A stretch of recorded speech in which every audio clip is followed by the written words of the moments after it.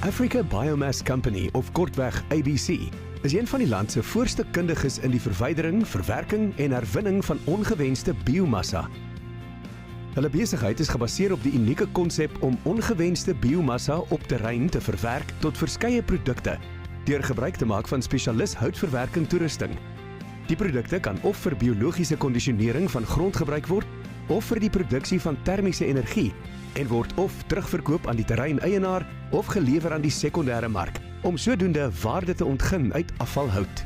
Om die beste waarde te kry uit die ongewenste afvalhout, benodig u 'n maatskappy met spesialist-toerusting en ondervinding. Africa Biomass Company bied u hierdie ondervinding en ontsluit waarde uit u afvalprodukte.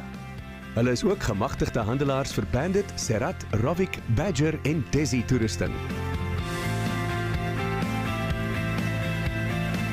Africa Biomass Company, geleë in Woester, George, Kirkwood, Uppington, Parys, Tzaneen en Nelspruit.